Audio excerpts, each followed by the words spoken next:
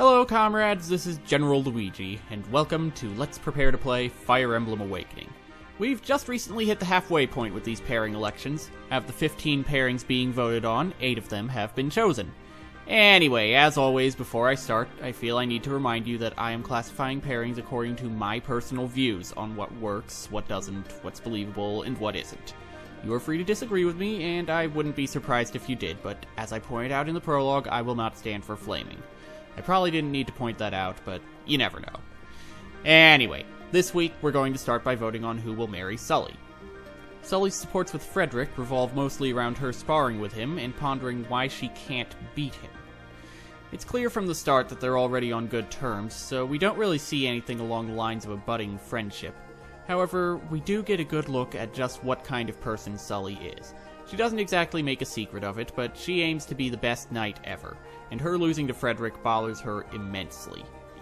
She manages to figure out that she's looking at it the wrong way, though. By the time they're at A level, Sully has moved on from her I want to be the best mindset, and settled for being Frederick's equal, a decision that Frederick respects. It's clear by this point that they both admire each other greatly. The S-level conversation manages the transition from friendship to love very nicely. In fact, the reasons Frederick gives for marrying Sully remind me a great deal of some of my own reasons for marrying Cordelia. Class 3. Sully's supports with Kellum reveal a common problem of characters who seek to be the best. Sully tries to go it alone.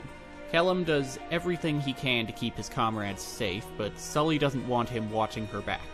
At first, it bothers her because she feels Kellum is implying she can't hold her own in battle, and Sully tells him to stop watching out for her. Kellum later gets injured protecting her, which annoys her in a different way. She doesn't want people getting hurt for her sake. Finally, in due time, Sully admits she can't handle everything on her own and stops insisting Kellum leave her alone. From there, it's a quick jump to the two of them falling in love. Kellum's desire to protect everyone inspires Sully to, in her own words, be a better person. The transition to love is handled adequately, but it comes off as a bit more focused on mutual protection than any significant bond between the two of them. Class 2. As is inevitable with pretty much every romantic support with Lon'qu, Sully has to help him overcome his aversion to women. She does this through brute force. Being Sully, she's just interested in sparring with him. At first, she thinks Lon'qu is holding back against her due to some sort of male chauvinistic pride, but she learns soon enough that he's not choosing it. Eventually, Lon'qu gets used to sparring with Sully and is able to see her as a proper opponent rather than a woman. Shortly after kicking her butt in the latest sparring match, Lon'qu proposes marriage. Maybe I just don't get these kinds of relationships, but the proposal comes off to me as more of a promise to be a friend and comrade than a husband. Class 1. Sully's supports with Rickon have a bit of a moral to them. Overcome your shortcomings rather than avoid them. We see Rickon attempt to create a potion that would make him taller, only for Sully to talk him out of it, saying that he doesn't need potions or any sort of shortcut to be able to grow. Rickon later suggests to Sully a potion that can turn a woman into a man, thinking she would be interested given how she resents being looked down on for her gender. She refuses and reiterates her view. By A level, Rickon has stopped bothering with potions. He's still more than a little obsessed with growing up fast, though. In the S-level conversation, he's proven himself as a fighter and has become someone Sully trusts with her life. He proposes, of course. Rickon's feelings for Sully are made quite clear at this point, but I don't see as much from Sully, so I'm going to have to make this a Class 1 pairing. Sully's supports with Gregor do a good job of bringing out his silly side. Sully is absolutely determined to beat Gregor in a duel, which Gregor isn't entirely interested in. He insists that he be paid for the duel, which Sully agrees to if she learns something from said duel. Gregor adds a second condition. The loser must obey one request from the winner. Sully accepts, loses, and is thenceforth required to address Gregor as Sir Gregor. They duel again, Sully loses, and Gregor is now allowed to call her Sullykins. It all comes off as Gregor teasing Sully. After a third duel, which Sully also loses, Gregor refuses to make any demands of her, instead asking her to marry him. Sully agrees, supposedly claiming she learned more about honor and respect from him. We don't really see that, though. Gregor's teasing clearly gets under Sully's skin and comes off as quite disrespectful. Sully's acceptance of Gregor's proposal comes off to me as just the game's programming forcing her to marry him because of the S-level support. Class 0. Sully's supports with Libra wander all over the place when it comes to subject matter. First, we have Sully mistaking Libra for a woman, then we get into the be yourself question, and Sully's problems with being looked down on for being a woman. For all intents and purposes, Sully wishes to be treated the same way a man would be treated, but she is aware that she is still a woman at the end of the day. For a moment, we see Libra mention his own facade, saying that he wonders if his pleasant demeanor is just to hide a darker side to him. He mentions believing himself a hollow shell, in his own words. We don't get to see much farther than that, though, as the matter is quickly dropped. Then we jump to, do you ever do something just for yourself? Which Libra deflects pretty easily. The topic wanders toward how they've become friends, and come S-level, they've fallen in love. The supports don't handle any one matter between them, but in a sense that actually helps show how much they trust each other. Class 2. Sully's supports with Henry start with Sully asking him to cast a curse on her as part of her training. She's confident in her ability to handle an enemy head-on, but something as underhanded as a curse is something she feels she needs to be able to resist. Henry complies, and in the B-level conversation, we see Sully experiencing the full effect of a curse. When Henry shows up, Sully begs him to dispel the curse, which he does. It turns out he had attempted several weaker curses on her between the conversations, but none of them worked. Her willpower was too strong. It was only when Henry made the curse powerful enough to be able to kill her that it finally worked. Sully decides to start training harder, and we see a bit of an admiration exchange in the A-level conversation. Sully admires Henry's humility, while Henry admires Sully's ambition. Come S-level, Sully suggests that her reason for succumbing to the curse was that she had fallen in love with him. Henry says that she's pretty special too, and suggests heading down to the market to get a ring.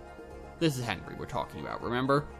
As with a lot of his supports, I have difficulty really getting a good read on his feelings. It feels more as though he's just going with the flow. Oh, this woman happens to be in love with me. Might as well marry her.